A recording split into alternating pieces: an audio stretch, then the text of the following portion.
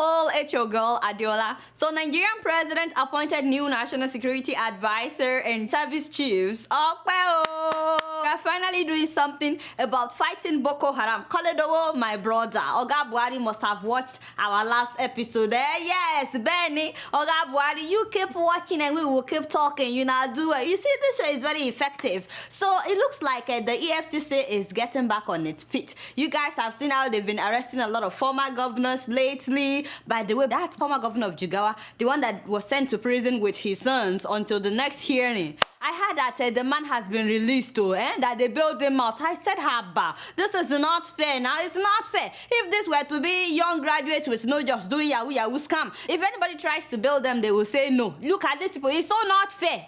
This same governor, by the way, was the one that was reported to be the best governor of the year last year. I said the man steals. You get what I'm saying? That is God. You know what baffled me though was the reaction of his people when he got home after they released him. Come and see the welcome that they gave this man. Nigerians, this is our problem. Somebody stole money, they sent him and his sons to prison for stealing. Yet you are welcoming him like this. There is God though, there is God. The people we should celebrate, we don't celebrate. The people that we shouldn't be celebrating, they are the ones that we are celebrating. So I heard that the former governor of Imo State was also arrested for a 270 million naira fraud. Yes. But you know what made me happy? They set his home bill at 270 million naira. Yes, how incredible. All those people that stole money, when you arrest them, just set their bill at whatever amount they've stolen. Quite you call case closed now. The only thing though that pained me in his own story is that, you see, when people steal money, they don't always think about how it would affect not just them, but their family members when they get caught. Yes, because the embarrassment that it brings the whole family is not worth it. If you're already a governor, why still? You get paid a lot of money. I said this because so many people that have been reporting the story have been including the fact that, oh, by the way, he is the father of that popular YouTuber, Adana. You guys know Adana now? Girl, you're behind is a killer. I can see you sensual. Even some people that are commenting on the story, they are also bringing up the daughter's name. This daughter is somebody that I actually admire. She does a lot of great YouTube videos with her husband. I just love their works. I'm saying this because the daughter may not know anything about this fraud. Now her face is also in the story. My point is, being corrupt doesn't only affect you, but those that are related to you. So my people, if your mother or father or any relative of yours is a government official, please and please keep it real with them. Tell them the truth so that they don't embarrass you. You know me, I'm just saying my own. So I have some great news this week. Yes. First of all, 2 Nigerian teenagers have created a mobile web browser that is faster than Google Chrome. Yes, so ladies and gentlemen, please give it up for the brothers, 13-year-old Anesi and 15-year-old Osine Eyanosime. They are the creators of Crocodile Browser, an Android application. I'm like, what was I doing when I was 13? I can't even remember, but those guys have really impressed me, and all Nigerians are very proud of you, by the way. Thank you so much for making us proud. So the app can be downloaded from Google Play Store, and it is currently reviewed as a 4.7 out of 5-star ratings. Yes! So the two of them started coding long before they even became teenagers. I'm like, they must be whiskey. Their dream is to attend Massachusetts Institute of Technology someday and eventually own their own technology company in Nigeria. So kudos to them. Make sure that you download their browser. More than 40,000 people have downloaded it. Yes, I downloaded it myself and it's really fast. Still on technology. Whatever a man can do, you guys know that women can do it better. Yes! So please give it up for 4 Nigerian secondary school girls this month who won first place at the 2015 Global Technology Innovation Award. Yes, so yes. The finale was held at San Francisco in California, and the challenge was for girls to create an app that would solve a problem in their community. 64 countries participated with more than 3,000 entries, but the app that won the first place was the one by these Nigerian girls. It's known as Discadios, an app for solving the problem of improper waste disposal in Nigeria. Once you've downloaded it, you can request a mobile cart to pick up your waste, and you will select the nearest one to you because you can select from Google Map, and then you will tell them how many containers you need, and they will tell you how much it is, and then they will come and pick it up. You can also report a hazard in your environment. If you see trash where it's it's not supposed to be, you can report it and a waste disposal company will come and pick it up. How cool is that? This is so much needed considering the fact that Lagos alone generates 9,000 tons of municipal solid waste every day. 9,000 tons. That's really needed, and I really admire these ladies. So many individuals and business owners are already using this app. They beat contestants from all over the world, from US, Canada, Brazil, India, UK. I am so proud right now, you know.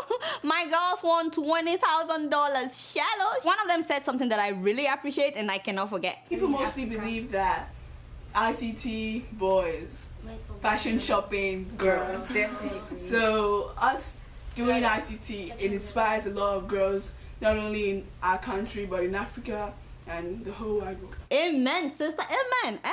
I don't know why so many people think that only boys or guys can know about technical stuff. Can you imagine what an insult? My dear, if you are watching and you want to go into technology, please let these girls inspire you. If there's any young lady out there that wants to get into technology, let these ladies inspire you. Whatever a man can do, we can always do better. Can you imagine that some people will tell me that you are a lady, what do you know about politics? And you know, I don't get upset. I don't even do karate with them. I just look at them. I said, I don't know anything. I'm just keeping it real low. And they will say, you didn't look like you know anything anyway. So congratulations to these girls. We're very proud of you. Guess what? I'm just keeping it real.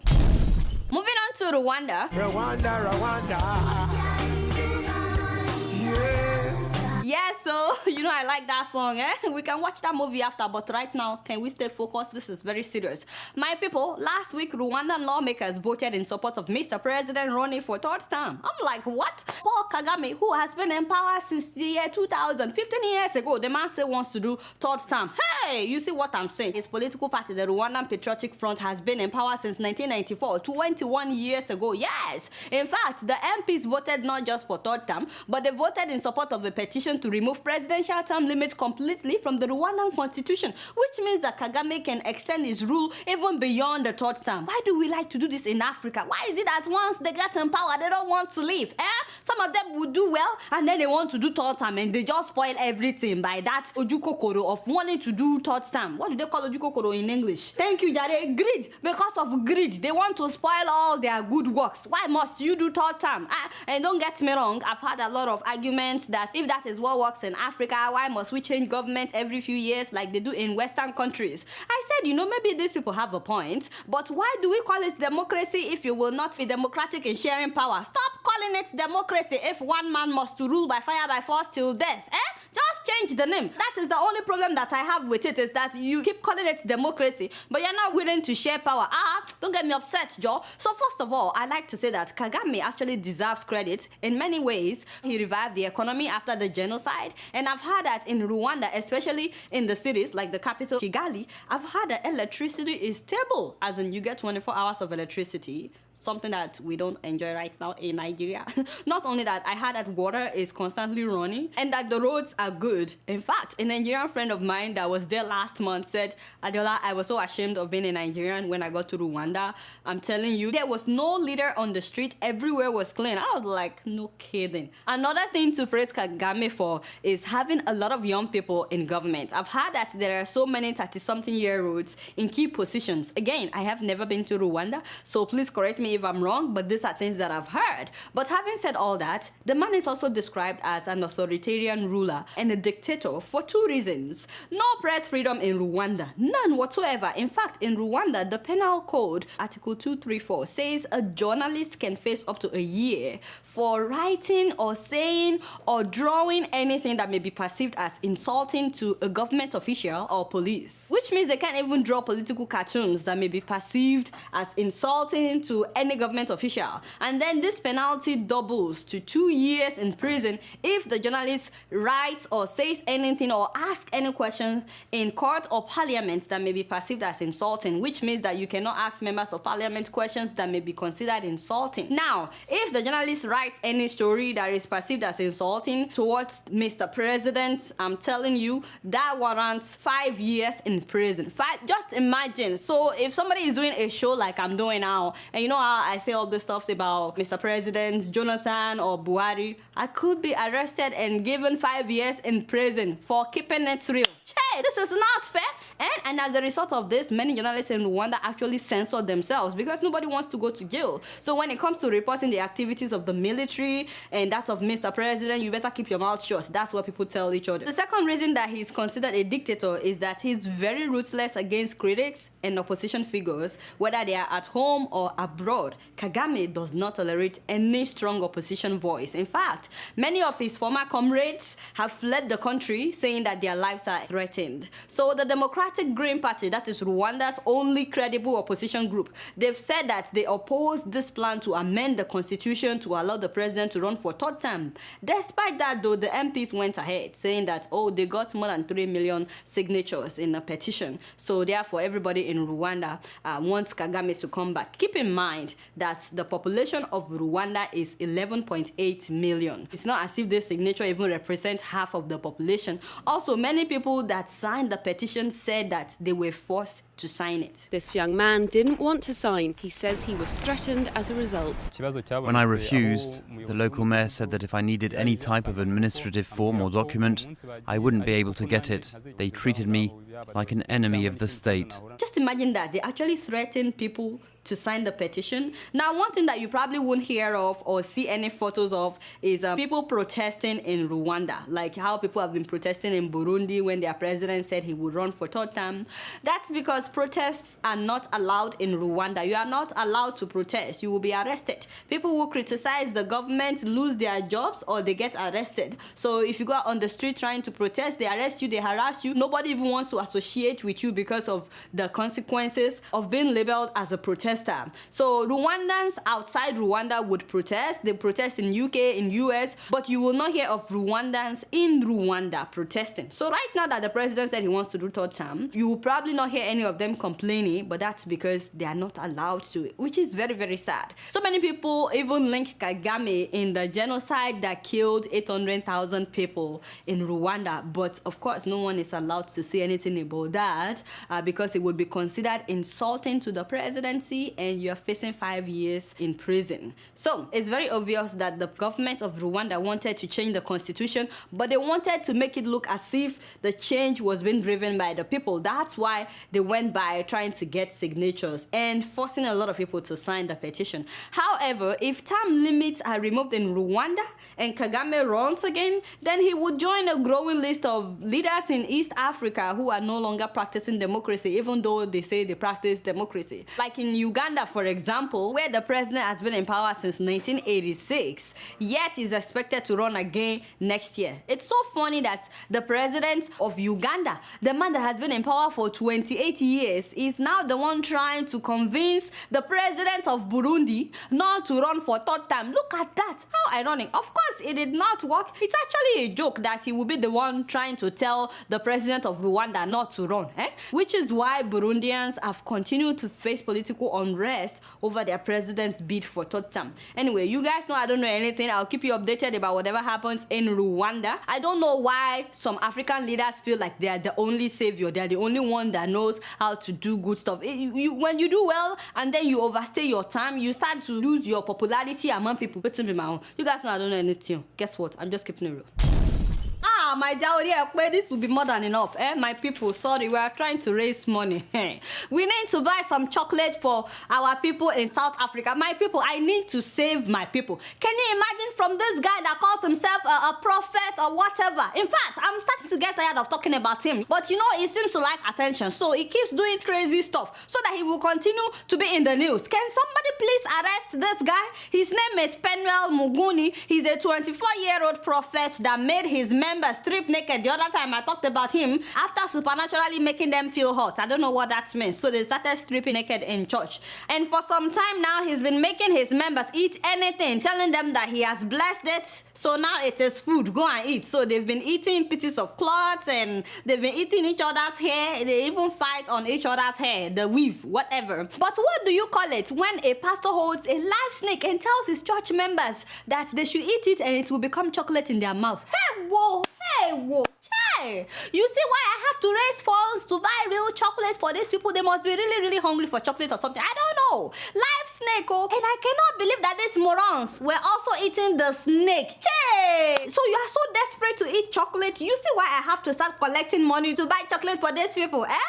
Can somebody please shake them back to reality? Anybody from South Africa that is watching me, I give you the right to go and shake these people, shake them back to reality. And when will the police arrest the guy now? But you know, he himself has never eaten any of the rubbish, by the way. He did not eat the hair that they were fighting over. He didn't eat the snake.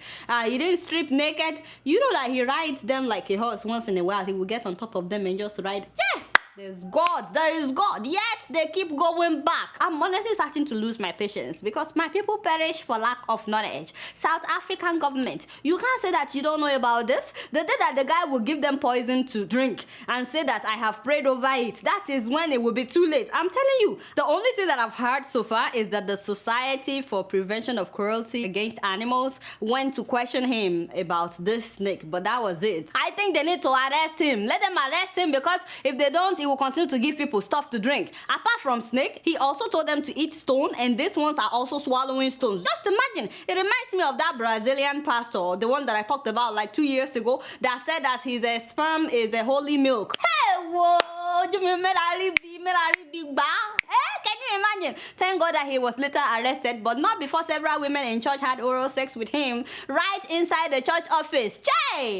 I'm not saying that all pastors are fake. I beg, don't send me an email that I said pastors are fake. No, not all of them. Thank God for the true men of God out there, especially those of you that would call a spade a spade. We appreciate you guys. But when someone is committing a crime in the name of the Lord, not doing anything about it will only encourage such people to do even more. So that is why we need to keep talking about it, and hopefully South African government would arrest him. So you can send your donations for the chocolates. Hello, where is the money that I... Excuse me, somebody has stolen. Hey, I kept it right here. No shaking. There is nothing on the floor. What do you mean it fell? What have you done with my money? It was live and direct on camera. You think I'm not going to rewind this video? I'm going to rewind it and see when you did your abracadabra. You guys can send in your money, and don't send it to Koledo. I don't trust him when it comes to stuff like that. Just send it to me. You guys are doing anything. Guess what? I'm just keeping it real. Moving on to Ghana, I am so excited about this next story. I wish more Africans would follow the example of this woman. Ladies and gentlemen, meet my kind of woman. 72-year-old Mrs. Margaret Achampong, a law practitioner who decided that enough is enough, that the government must fix the road leading to her house by fire by force. Guess what she did? After sending them 2 warning letters with no response, this woman sued her district municipal assembly. I was like, yes, oh, yes. God bless you, Jare. My mother in the Lord, I do well. I was so excited. I love her guts. At first, they tried to dismiss it that, oh, you have to do this and do this and do this before you can sue us. She was like, hey, I'm a lawyer. I took care of all that before I sued you. So she did not give up. Later, they said, oh, we are working on it. Just be patient. It will get to your turn. And this is what she said. I don't know how long I can wait. I'm 72. Preach. Moreover, my car is being affected. Yeah, so I beg you, tell them, you buy a brand new car, and after 3 months, you have to start fixing things. Just imagine, my dear, did she ask for money for emotional distress? Margaret, who is acting for herself in court, is also seeking relief of 50,000 Ghana cedis for the emotional stress she has suffered as a result of the bad roads. Yes, that's what I'm talking about. Amen. Thank you, Yale, my mother. You're that for. You said the best part of the story for me was when this woman said that she pays her taxes, so she must to enjoy the benefits of being a law-abiding citizen. If I pay money to you, I expect that you should also render service to me. And that service is not coming. In fact, property rates, they just keep on increasing. Every year they increase. They don't tell us. Yes, tell them. Every year they increase taxes and nothing to show for it. You know why? The normal behavior of our rulers these days is that for them to only make themselves comfortable at our expense. You know, do well. Now, what baffled me though was the road. Yes, ladies and gentlemen, when I put on my glasses, and I don't have any glasses today, but when I took a critical look at the peripheral of the odometer of her palaba, yes, when I actually looked at that road, I realized that this road is nothing compared to some roads in Nigeria. I said, Che, my sister, this is the road that you were crying about. Che, this is the road that you sued the government for. And you know what? That made me respect her even more, because a lot of people in Nigeria, they will not do anything even when they can no longer drive on the road at all. You guys need to see your girl. When I went to Nigeria recently, I don't know what I was thinking traveling by road from Abuja to Lagos. I was supposed to fly from Abuja to Lagos, but because of fuel scarcity at that time, they were cancelling flights left and right. So I had to go by road. And at first the roads were really nice. Coming out of Abuja, I was like, yes, Nigeria, we're taking care of business. The roads are great. All of a sudden, boy, oh boy, by the time we got to Lokoja and Kogi, my people, I took some photos, I showed them. I'm telling you, it was terrible. My people, Ekiti was terrible. I started praying, Holy Ghost fire. I went through Oro, Ilorin, Ogbomoso. I prayed like I have not prayed in a long time. I said, Father, you must remember that phone services are not good in this bush. So if anything must happen to your girl, nobody would even know where I am. I couldn't say more than that. Holy Ghost, this road. How is this possible? There was not a single rest area.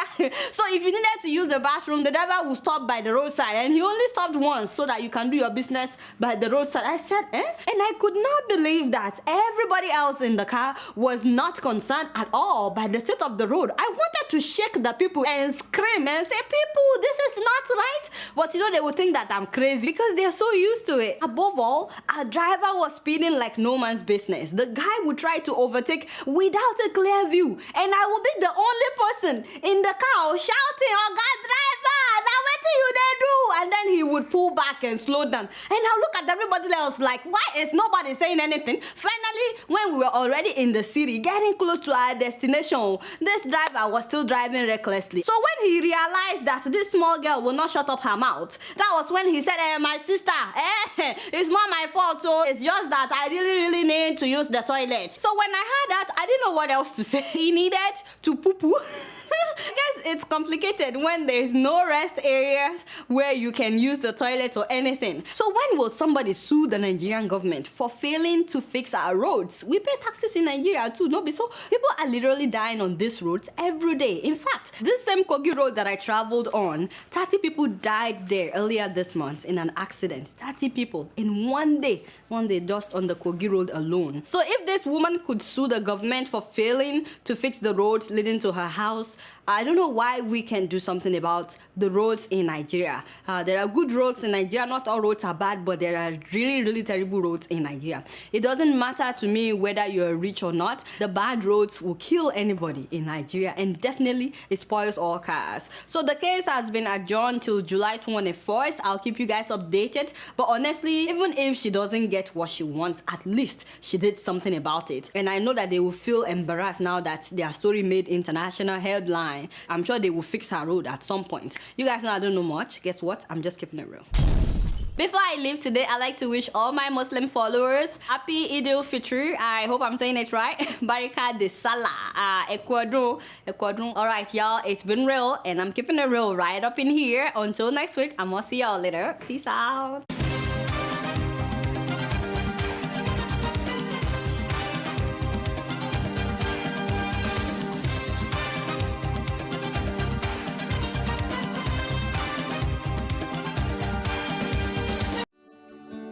Welcome to Forstview Luxury Hotel. At Forstview Luxury Hotel, we offer excellent service. Our rooms have all the necessary facilities to make your stay comfortable and memorable. You will also have access to internet service, breakfast, 24-hour power supply, full air condition, free international calls, free tire pumping service, and free car battery charge. So what are you waiting for? Quickly visit Forstview Luxury Hotel. We are located at #1 Adeola Mishile off Raji Rasaki Road, First Estate, Amuwo, Odofin Festac, Lagos. For more information or reservation, please call us on 08075787135 or 08099900601. You can also take advantage of our online ongoing promo at www.forceviewhotel.com to make your reservation and payment for your favorite room, which attracts a discount rate. Please note, rooms are reserved based on first come, first serve. Forstview Luxury Hotel. Experience the home of comfort. They come.